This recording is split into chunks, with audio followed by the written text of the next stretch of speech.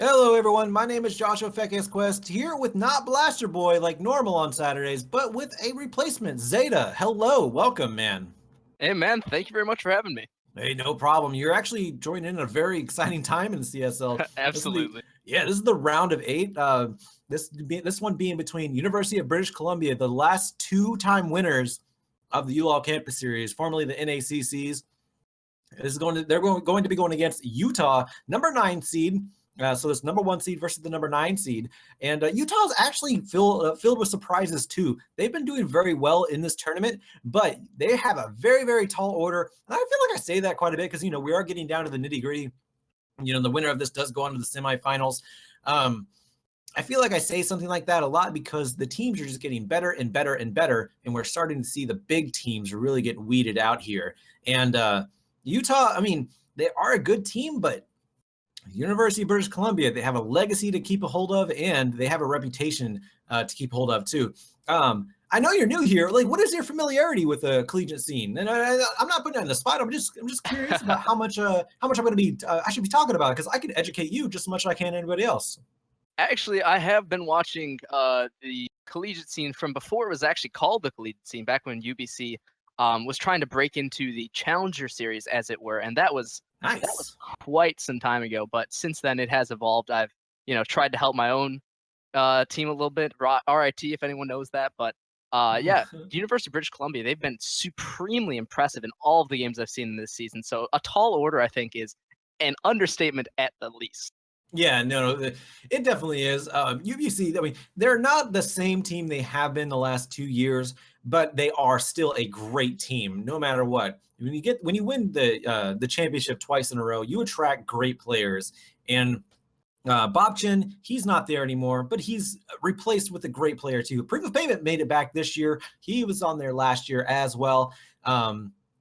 I don't recognize the other team names. I believe Smurf may have been, but I don't. No, Smurf wasn't. He was the one who replaced Bob Chin, which, by the way, huge shoes to fill. Bob Chin was amazing, maybe even legendary on that team at this point.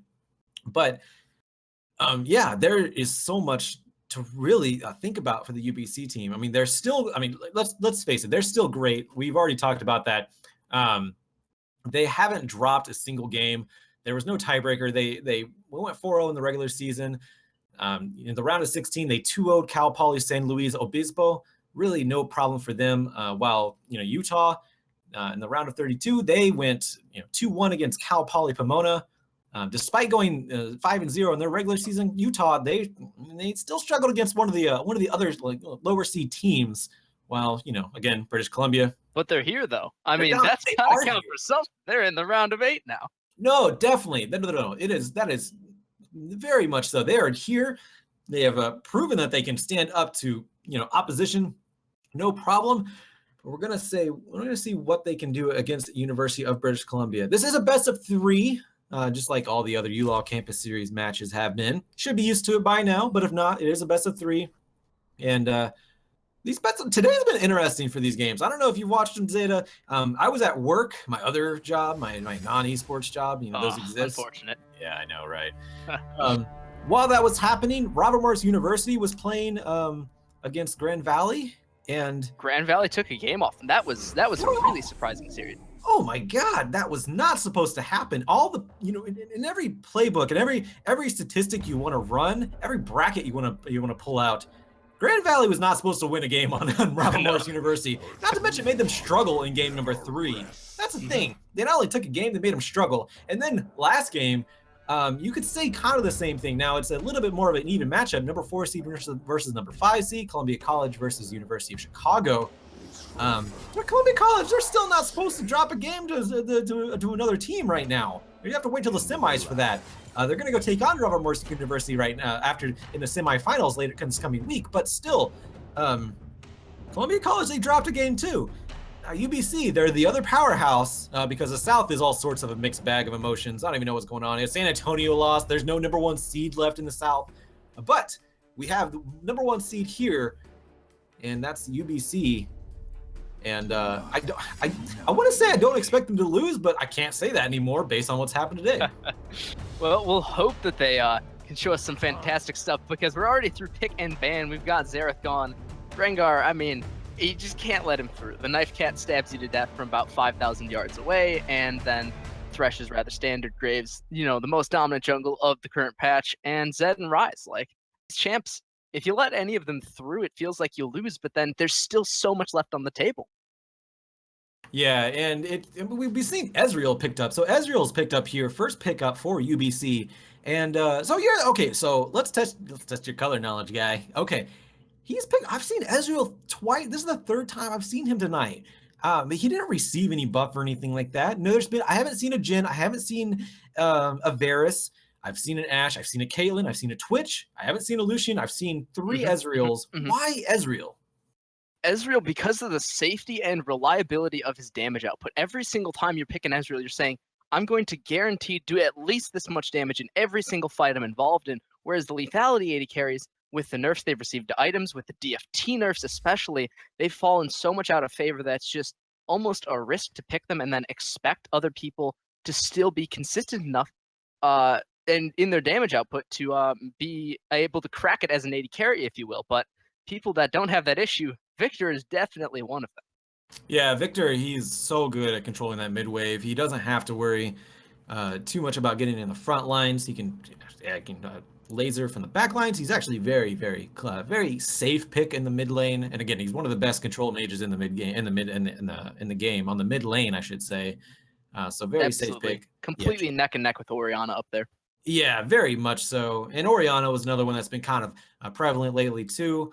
I'm not even seeing it not only in collegiate play but also professional play. But we do have Lucian picked up here. Did get a little bit of a buff and actually quality of life buff too. Very much very more smooth with his ardent not ardent blaze, his piercing light.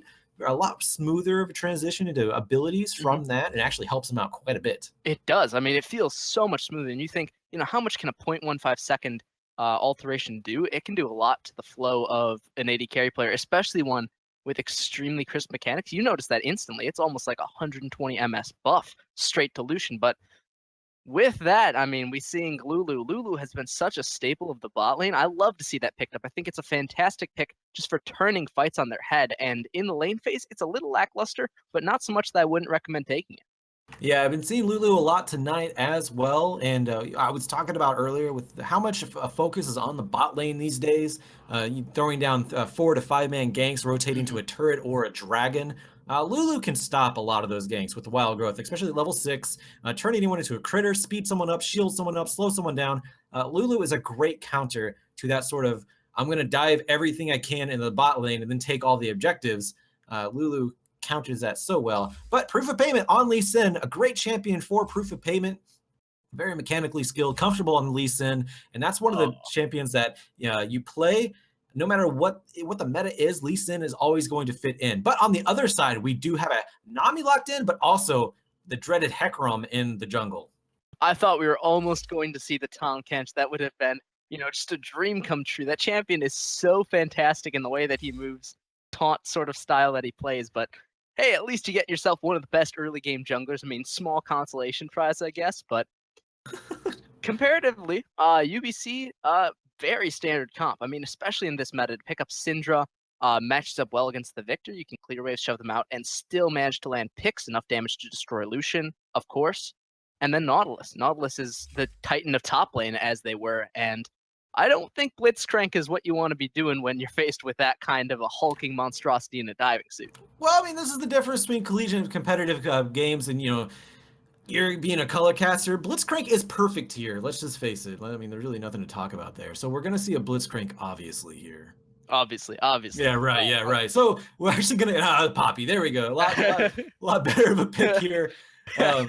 Yeah, Poppy going into that top lane. So going to provide the big rock for the team of Utah on the red side there.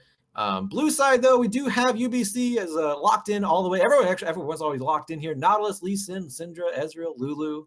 Going to be going against the Poppy, Hecarim, Victor, Lucian, Nami. Syndra is an interesting one. So I've been seeing Syndra also pop up in a few games this past week. I don't understand the ebb and flow, and no pun intended to the Nami being picked in here. I don't really understand the ebb and flow of the meta of collegiate. Because I know these guys watch each other, especially now that's getting down to the round of 8, round of round of 4 semifinals technically. But Syndra was picked up earlier this week by a couple teams. I don't recall them, unfortunately, but I do remember seeing them. And it didn't do so well. But I'm interested to see what Smurf does because, like you said, does keep up with Victor. Very safe, clears waves from afar, no problem. Also has one of the longest range stuns in the game that can pierce through everybody, which is very pivotal AoE whenever you're in stun, a not to jungle. mention. I mean, yeah. Forget about piercing. If you get that with a 3-ball and then everybody's charging at you, you turn the fight around again. So when two people there, they can both turn the fights around. I like the comp. It's able to sort of flow back and forth really quickly. Even if you're stand-up fighting, you can just get one pick and then UBC's off to the races with that. And Lee Sin's going to try and pounce on you. Cinder's going to try and 100-0. And realistically, Utah's going to have much more of a stand-up sort of fight. I mean, their turn is limited to what, an Omni Wave plus a Chaos Storm? That's not exactly the same. Yeah, we're going to see how it turns out once we get onto the Rift because the spectator delay is counting down. Chances are the teams are already on the Rift battling it out. But my name is Joshua Fekes Quest here with Zeta today. So this is going to be a fun cast, first time casting with this guy. So we're going to see how it goes. But before we do, going to give a shout out to our sponsors, Band Gaming, a social app for and the primary social app for the CSL. We hope it's the primary social app for you with boards, calendar functions, polls, chat, and obviously recently a call functionality. We think it should be the primary social app for you. So go check them out. And of course, join the CSL community at band.us/@CStarLeague. Want to give a shout out to Twitch as well. You're watching the ULoL Campus Series on Twitch. You have been all season, and they've been supportive. So. Yeah, exactly. Yeah, because if you're not, you're watching it some other way, and that's probably illegal. And they've been supportive of the collegiate season for quite a while. So give them support. Watch them on Twitch. Watch us on Twitch. Don't watch it anywhere else because once again, that's illegal, and we don't like that. And of course, want to give a shout out to Asus. They are back with the CSL for the 2016 and 2017 season. Provider of monitors, laptops, routers, graphic cards, motherboards. Don't enter your next battle unless you're equipped with Asus. They also introduced me to VR, so I have a personal place in my heart for them. So thank you, Asus, for that. But again, my name is Joshua Fekes Quest. I am here with Zeta.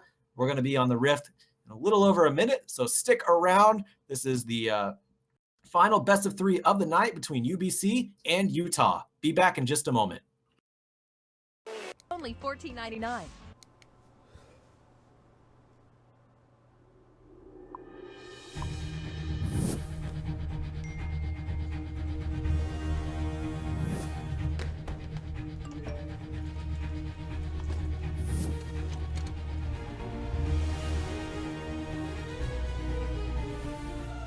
Don't miss the call. Download Band. Communication made easy.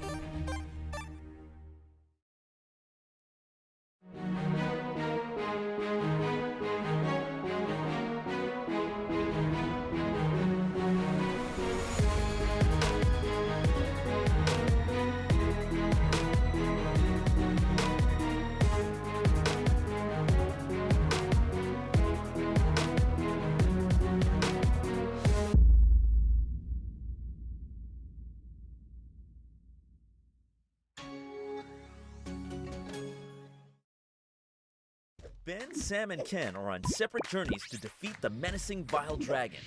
But let's just say luck isn't on their side. If only there was a way for them to find each other and band together. Well, that's why there's Band. It's a mobile app that allows people to come together using common interests. With Band, you can find fellow gamers, chat, schedule gaming sessions, and conduct polls. Stage epic battles with friends while sharing videos and photos along the way.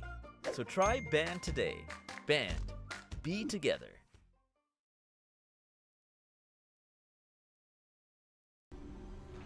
All right, I was told to go live, but we are actually in a pause. But regardless of that pause or reality going on here, my name is Joshua Fekes Quest here with Zeta for this game number 1 in a best of 3 between UBC and Utah. Looks like, the winner of this do go on to the semifinals. Don't quite know who they're going to face yet. I don't know if the game has been played. If it was played off of stream. But it's between 2 different teams, of course, and it's either going to be University of San Diego or UC Berkeley. One of you in chat might know, but right now I don't. But right now I do know we are in game number 1. Going to go ahead and get this started here. As Utah, looks like they're going to just spread out. Fan out, get some information out here. Giraffe and Kraden, they're going to group up in the Pixel Brush, but of course they're just scouting. Nothing really is going to happen here. Well, it might. I mean, there could be an absolutely invisible mid lane, not on either team, that just kind of pounces on them. But That has you know, happened to me. That has actually happened to me. it's usually a Cho'Gath for me, but sometimes it's a Garen. It just kind of switches based on the color of the spaghetti, how it falls down the stairs that day. But That actually yeah, used to, they used to happen with the Garens and Doombots. So that's really, spaghetti code, all that. Maybe it didn't quite clear it up. So I believe you, Zeta. Well, don't pay too much mind to me. Hopefully nobody else is leaving me out. A little bit of an engage, though. Yeah, proof of payment's going in. I didn't think he was going to do that, and he just got chunked. It's 1 minute 20 seconds. Now he has to go back, or he's just going to chunk his pots early.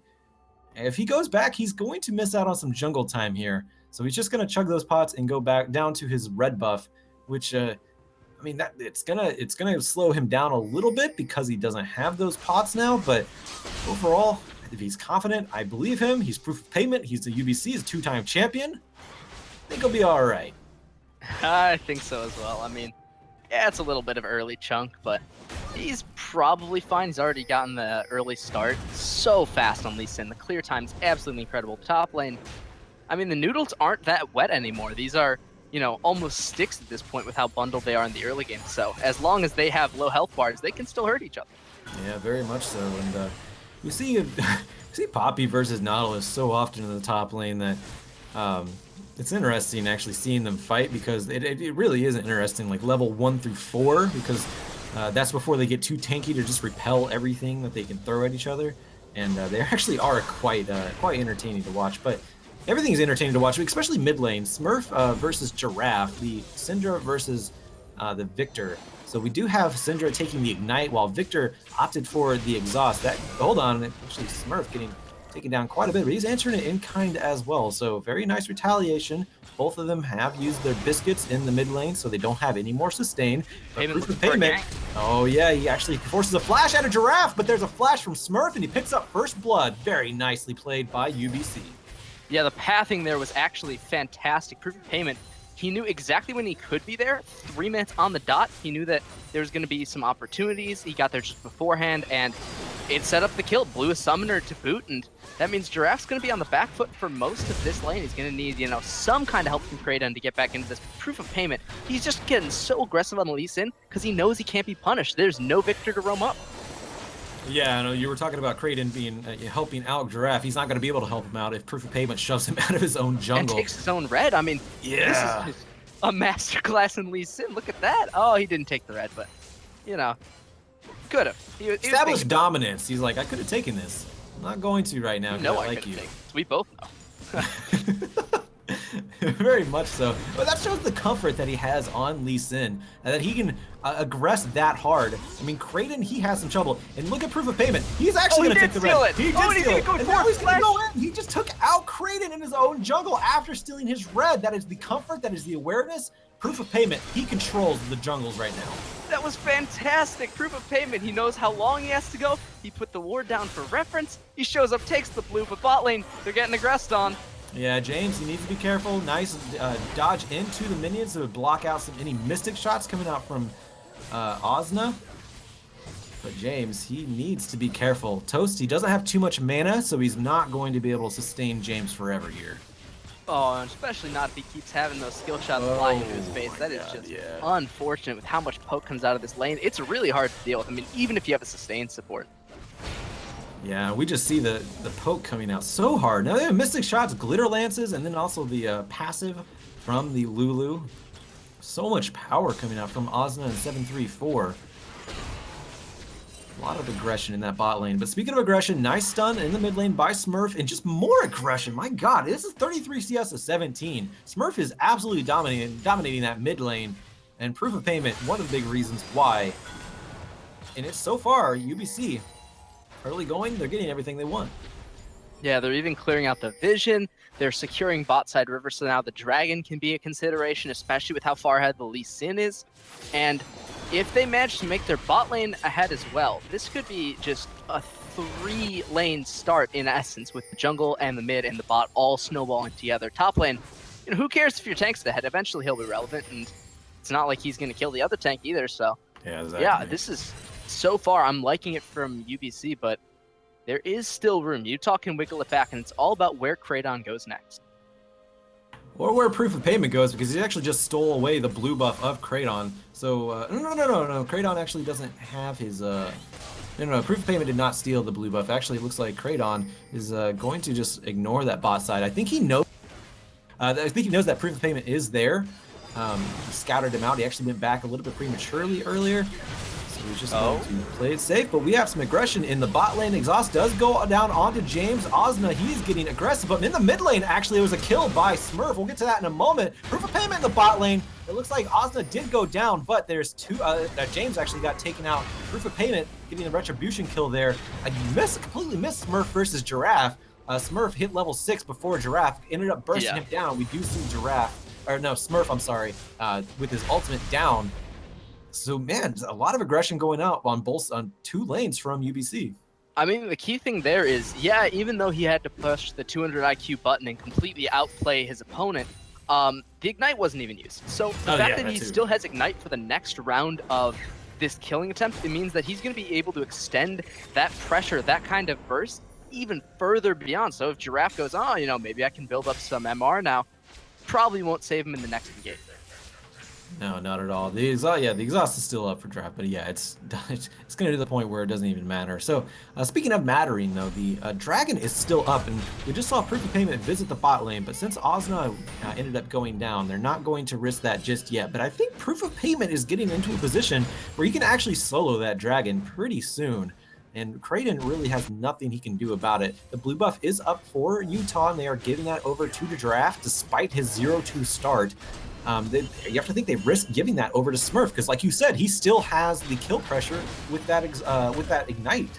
Yeah, he does, and we know Syndra ult's gonna be back up soon. They know it as well. It's only 90 odd seconds, so with this, I mean, you're taking a big bet that you're gonna say, okay, Kraydon's gonna come here. He's gonna help me. We're gonna kill this Syndra, and if we don't, the mid lane's almost over. But bot lane, Proof of Payment wants more. He's just not finding this. Oh, Sonic Wave just missed. Yeah, just barely. Not going to hit it. Proof of Payment sides a piece out. He's going to go and clear ward while he's at it, and that's one of the best things you can do if you don't have a successful game. But in the mid lane, Giraffe, he actually stays alive. Exhaust is onto Smurf, so Giraffe stays alive with that. Almost getting hit, but there's a flash, and the laser just barely misses Giraffe. He needs to be careful. Proof of Payment, he does not land the Sonic Wave, and thank God for that for Giraffe, for Giraffe's sake, I should say. Ended up getting away with his blue buff intact, but a lot of aggression on the bot lane as well. Ozna, he gets chucked down pretty hard, doesn't have any pots left, chugging his last one. Got the refillable potion. It's not going to fill him up as much as a normal biscuit, but at least it's free when you go back, and it is keeping him healthy at the moment. Yeah, and the fact that he didn't get the kill with the flash and laser, it just matters so much. That was where he could have turned the lane around. That's where he gets a solo kill. All of a sudden he starts to turn on. Maybe he can do more. Speaking of turning on, though, that's a lot of aggression coming out of James. He's found his stride on the Lucian. Yeah, so far he's trying to get a kill, or at least drive back Ozna in 7-3-4. Not able to do it just yet. 7-3-4 going to stick around. Ozna did go back. He has True Shot Barrage. He can send down the bot lane if he wants to keep up that farm and take out that tank. Or the cannon minion, I should say, but he's going to leave it and actually hold on to his True Shot Barrage, thinking maybe there's going to be some aggression, but that blue buff is still on Giraffe, and he has no more flash. There's the depth charge coming out. Actually, that was funny. So the dredge line actually caused Proof of Payment to miss his Sonic Wave, but it doesn't matter. He picked up the kill anyways. Blue buff, actually the blue buff just ended for Giraffe, so no blue buff transfer complete, but Giraffe, for a third time, goes down despite having a Negatron cloak. It doesn't help against Proof of Payment. Yeah, and that 3-man gank gives them first turret as well. It was a good roam by UBC. They knew that Poppy can't get the turret damage in time. They know where the jungler is realistically because they had so many wards on the bot side. And they said, okay, well, we can muster 3 people. You can do exactly 1. So that's a free brick and good gold lead, Absolutely good for Proof of Payment to extend this lead to other parts of the map, but getting aggressed on. Oh, Proof of Payment finally got caught out. Nice coordination, nice scouting out. They knew Proof of Payment was going to counter jungle on that red buff. Knew he had it timed out, so Kraydon, he had the ward ready. Knew that Proof of Payment was going to be there. And I Am Kenya coordinated, picked up the kill. Very nice by Utah. Getting some retribution. Speaking of nice, bubble from Utah on the bot side from Toast. Nicely landed onto Ozna. Doesn't really equate to much, but is going to help. And now Smurf, he is walking over a control ward, so he's spotted out. Decides to go back to the mid lane. And I'm surprised there's been no contention for this dragon yet. Yeah, there really hasn't. There's just so much vision on the side of UBC, but they just don't seem to want to take it. They seem to want to just go for the lane objectives, almost play around it for now. And given that it's an Infernal and they have an early lead, I feel like maybe they should be putting more value into it. Yeah, Yeah, here's the pings on it. Oh, yeah, there, yeah. But it looks like Ozna, he might not be in shape to help contest that one. But like I said, Proof of Payment, he is going to get in a position where he can just solo that if he wants to, or at least have Smurf just roam down and pick it up once Ozna helps push this wave and eliminates the mass amount of pressure. But we actually have a teleport coming into the bot lane. UBC CJ, he's going to go down, but Ozna goes down instantly. Toast is going to go down as well, though. But I am Kenya, teleported to the backside. Isn't going to be enough. It's actually 3v2 right now. But now Kenya making it a 1v3. But Smurf, he is going to go down as, or no, he's going to pick up a kill. Sorry about that. Smurf actually picking up Toast there. Sorry, didn't quite get all the champions on my screen as, you thank Poppy for knocking half of them away. But regardless, that is a 2-for-0 in favor of UBC. Chaos Storm being used. I am Kenya is still there, and Giraffe was there, but now he's in the gray screen of hell. Kenya, who's going to pick up Kenya? Anybody? For the love of God. All right, Smurf with the Ignite picking that one up. And that is UBC once again just dominating a lane. Yeah, and you saw exactly what they wanted to do. From the instant they pinged on the dragon, they said, okay, we know that the Poppy's still top lane.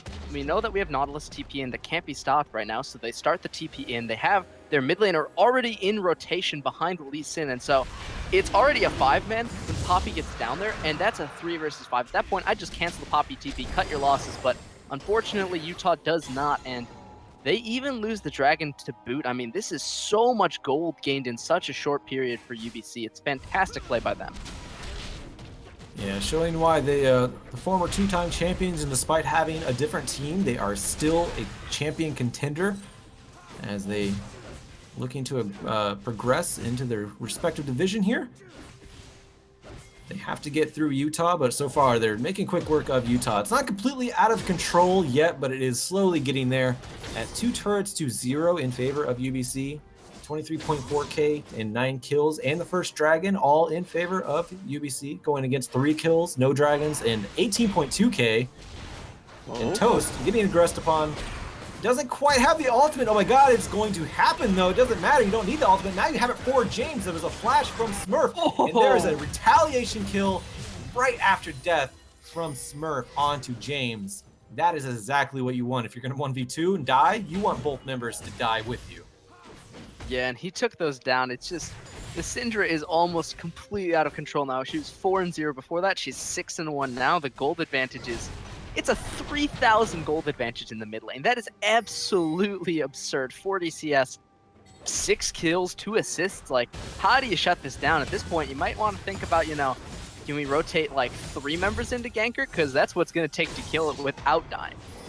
Yeah, essentially, and that's when you have to use so many resources like that, you're giving up so much map pressure, and that's exactly what they're looking to do right now as UBC. They want to attract as much attention to one side of the map and just allow someone like CJ or even Ozna to split push or create pressure elsewhere. Proof of Payment, he's making his way to the top lane. They see 2 squishy members here, but Kenya, I am Kenya, he is around to protect both James and Toast. They don't want to give them too much of an advantage up there by making a risky tower dive. So UBC, they back off and they're going to play the slow game, but Smurf may be making his way to the top lane, or they're just going to camp and wait for Giraffe to walk through and take advantage of a poor, helpless Victor.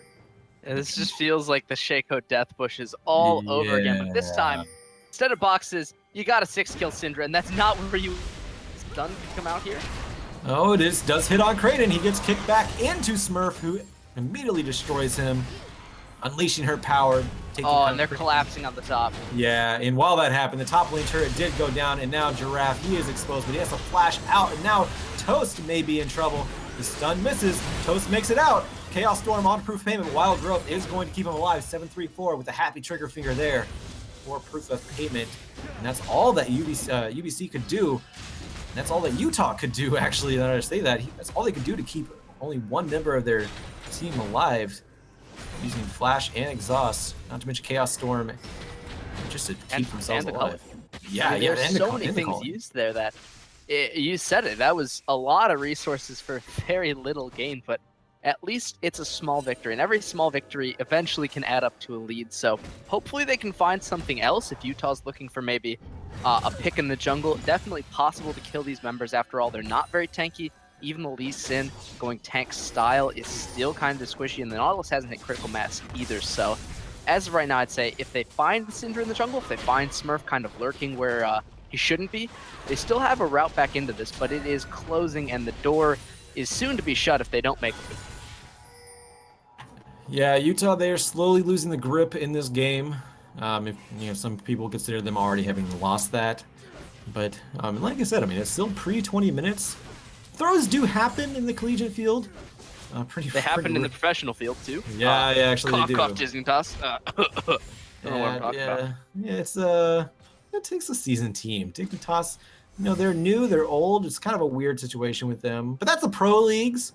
UBC, they've been around for a while once again, and it's a little harder for you to. Well, I would say you're a little more seasoned to not throw. You try to adapt to those things. Their throwing days were back a couple seasons ago. You're going to try to eliminate that this time around, especially against a team like Utah, with no offense against them. Number 1 seed versus the number 9 seed. You don't want to lose to them, no matter the situation. Yeah, that is definitely one way to put it. I mean, with the semifinal spot on the line, it's sometimes better, even in extremely high risk, high outcome games, to sort of put it on the back burner to think, okay, so where can we do for the next strategy? Like, where can we look to really take advantage? And the answer is these lanes. I mean, if they can get strong lanes, they definitely have shown that they know how to rotate. It's just they've been behind so far on their rotations. I mean, they don't have gold. So if they had gold, a lot of these fights would look very, very different. Yeah, and exactly, and we're seeing that the toll that's actually putting on Utah. They can barely defend their turret. Now they even have a Victor who is one of the best wave clearing mid lane mages in the game, and he's having trouble keeping the members of UBC off of the turret. They chunked down the mid lane, the bottom, the inner bottom turret, I should say. They chunked that one down to a little under half health, and well, actually about half health, almost exactly. But even with a Victor there, that shouldn't even happen, not even close. But they put him down so far, 0-4-0, only has 110 CS, approaching the 19-minute mark. That is pretty huge by keeping it for UBC to keep down that Victor. And this is the second Infernal Drake, and this is only going to get worse for Utah. Yeah, 2 Infernals in a row, very lucky on those Dragon spawns. It looks like the next Drake's going to be Cloud, so at least slowing their roll a little bit, but so far, UBC, I mean, you said it. These guys have done an excellent job of keeping both of the carries down. The Lucian, he has got some gold to his name. He's got 3 kills, the vast majority of what Utah's picked up, but he is still early game. I mean, he's not going to scale fantastically. So the fact that they didn't even let him, kind of spiral out of control, they have done very well for themselves. And it's on Giraffe. Can he farm up? It's going to be a big problem for him. And if he can start farming, maybe. I mean, maybe. These waves are available. They're free to clear, and so far with no Baron buff, he can still do that at least. Yeah, but I mean, if Smurf even starts to show his face, 7-1-2, 157 CS, it's going to be a completely different story. Giraffe, yeah, he has some waves available to him, but I mean, that's only without aggression from the enemies, from the UBC. I won't say the enemy, their enemy, UBC. Because Smurf pretty much has control anywhere he goes. Saw him 2v1 earlier successfully. He can still do that. He has a Void Staff, a Morella's Nomicon. He's going to be piercing through anyone's magic resistance. Giraffe having that Negatron Cloak. I Am Kenya having the Spectral's Cowl. Gonna be, it's almost like it's not even going to matter with how far up Smurf is right now in this game. Actually having 9,300 gold. But speaking of Smurf, might be getting caught out. But it's not going to be enough to just use your Ghost from Carry Down. That's actually a Summoner down now that I think about it. But he still does have his Onslaught of the Shadows if he wants to try to get a gap closure going. Yeah, he does have 1,000,001 other ways to get the pony in your face, but it's not great to have, you know, that big of a move speed boost, especially when you're Hecker and just, you know, kind of fly out the window. But that's what you got to look for. If they had, you know, Smurf be almost 200, 300 units more out, you know, just a little bit of a step, then that could have been a dead Syndra. That could have been a fantastic pick for them. And again, with the game slowing down, they have a chance. Now it's time to farm it out, and now it's time for Utah to really show us if they have the teamfight chops to keep up with UBC. It's gonna be a really huge uphill battle for Utah. They're still in the struggle. UBC playing this one so methodically though. They're so slow, and the longer this game goes on, the more it does even out eventually.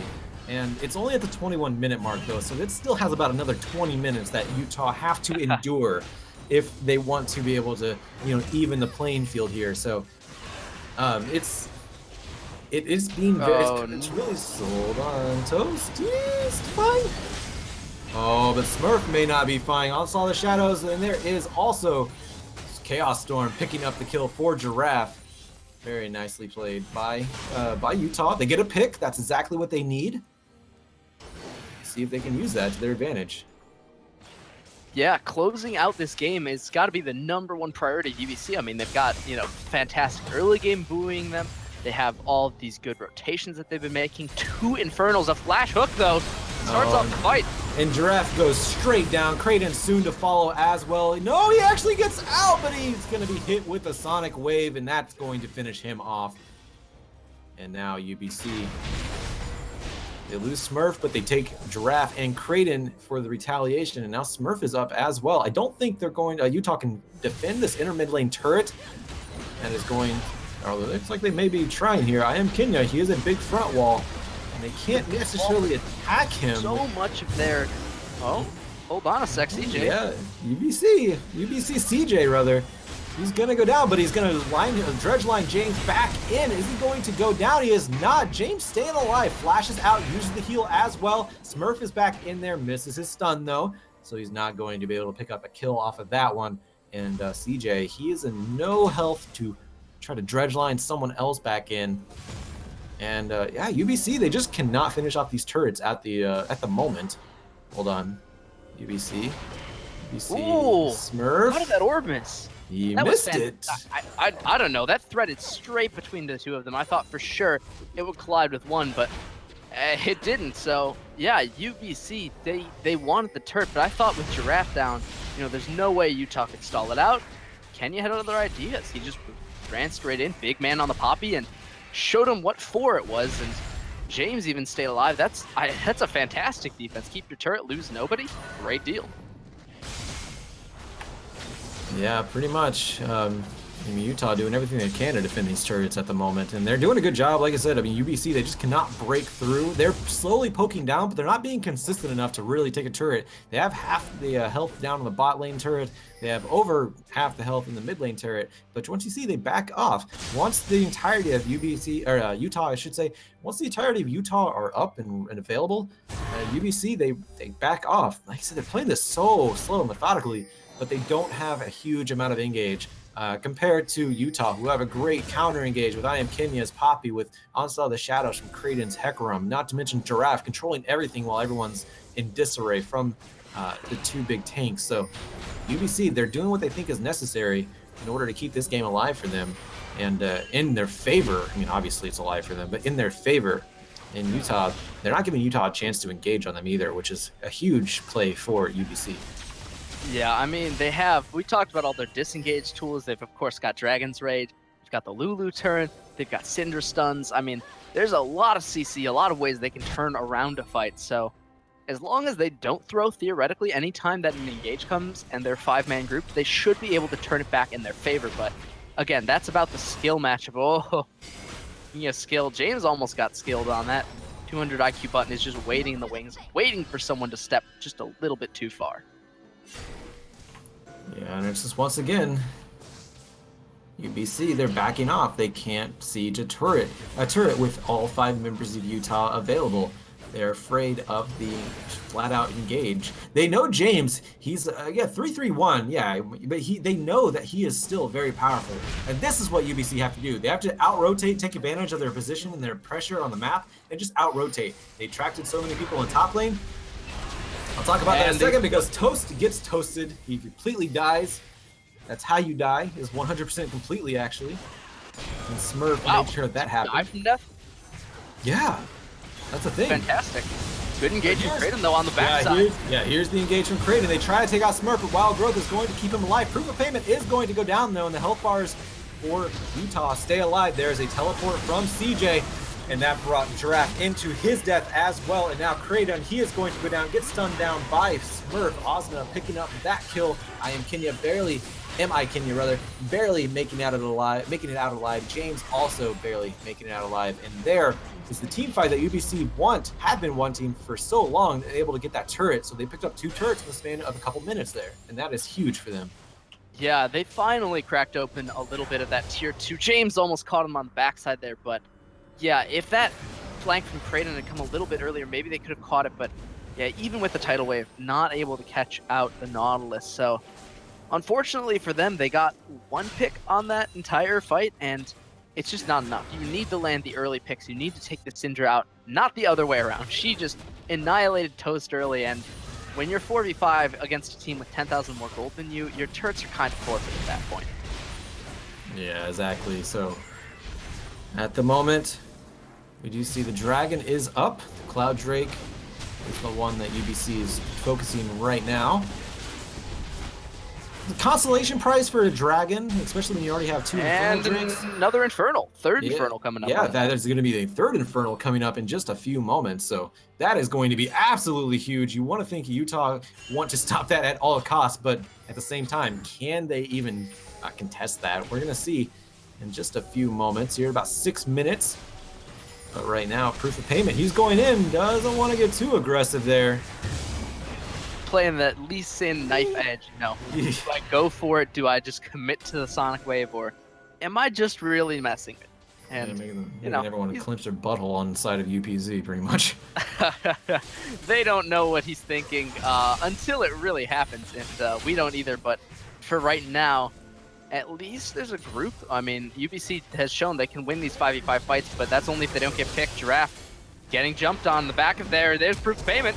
Oh, Proof of Payment, he gets exhausted, and they also use Onslaught of Shadows, but Wild Growth is going to negate all of that. Now CJ with the Nautilus, dividing everyone up on Utah, creating a line where Kenya is just absorbing so much damage, but Redemption is going to heal him up. James, though, just gets destroyed. Unleashed power coming out from Smurf, and a stun on the Kenya. He is just barely going to make it out alive thanks to Toast, but Proof of Payment, he just barely missed his Sonic Wave, but Smurf was there, throw a ball of power onto him, and that's enough to face plant any Poppy.